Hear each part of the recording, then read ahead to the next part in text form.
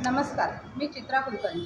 मराठी ग्रंथ संग्रहालय ठाणे येथे आज आपण डॉक्टर सर्वपल्ली राधाकृष्णन यांचा जन्मदिवस साजरा करीत आहोत. आता तुम्ही म्हणाल, हा दिवस तर शिक्षक दिन म्हणून साजरा करतात, तर याचा ग्रंथालयाशी काय संबंध? अगदी बरोबर आहे. पण अहो, काळ्या फळ्यावर पांढऱ्या खडूची अक्षरं उमटवत हजारो विद्यार्थ्यांना जसे ते शिक्षण देतात, तसेच पुस्तकेही अनेकांच्या आयुष्यात रंग भरतात. म्हणून आपण हा दिवस साजरा करत आहोत. आता मी राधाकृष्ण सर्वपल्ली यांच्या संबंधी थोडी माहिती सांगते. डॉक्टर सर्वपल्ली राधाकृष्णन यांचा जन्म 5 सप्टेंबर 1888 रोजी तामिळनाडूमधील तिरुतन्नी या गावी तेलुगू ब्राह्मण या कुटुंबात झाला. त्यांच्या वडिलांचे नाव सर्वपल्ली वीरस्वामी व आईचे नाव सीताम्मा. वडील जमीनदाराकडे कर वसुली अधिकारी म्हणून काम करत होते. राधाकृष्णन यांचे प्राथमिक शिक्षण तिरुत्तानी येथे झाले.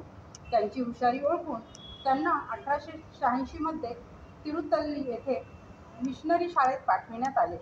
ते एक हुशार विद्यार्थी होते. त्यांनी अनेक शिष्यवृत्त्या व पुरस्कार मिळविले. 1906 मध्ये मद्रास ख्रिश्चन कॉलेजमधून ते पदव्युत्तर झाले. त्यांनी स्वतःच्या इच्छेने तत्त्वज्ञान हा विषय निवडला व त्यात त्यांनी यशाचे शिखर गाठले. वयाच्या 16व्या वर्षी त्यांचा विवाह झाला.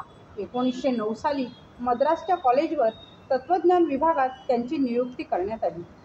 1918ला म्हैसूर विद्यापीठ तत्त्वज्ञानाचे प्रोफेसर म्हणून त्यांची नियुक्ती झाली. 1921 साली कोलकाता विद्यापीठातही प्रोफेसर म्हणून त्यांची नियुक्ती झाली. 1929 मध्ये त्यांना ऑक्सफर्ड विद्यालयात व्याख्यानासाठी आमंत्रित केले. 1931 ते 1936 आंध्र विद्यापीठाचे ते कुलगुरू होते. 1947 मध्ये देश स्वतंत्र झाल्यावर त्यांनी आपल्या देशाचे प्रतिनिधित्व केले. 1952 मध्ये ते भारताचे पहिले राष्ट्रपती झाले. त्यावेळी त्यांना खूप आनंद झाला. राधाकृष्णन यांना राष्ट्रपती करणे हा तत्त्वज्ञानाचा सन्मान आहे आणि भारताने त्यांची निवड केली ही भारतासाठी सन्माननीय बाब आहे. त्यांचा स्वभाव विनयशील व नम्र होता. 1931 साली त्यांना नाईटहूड ही पदवी देण्यात आली. तर 1954 मध्ये त्यांना भारतरत्न म्हणून सन्मानित करण्यात आले. 1961 मध्ये शांतता पुरस्कारही त्यांना मिळाला. 1989 पासून डॉक्टर राधाकृष्णन यांच्या नावाने शिष्यवृत्ती जाहीर करण्यात आली.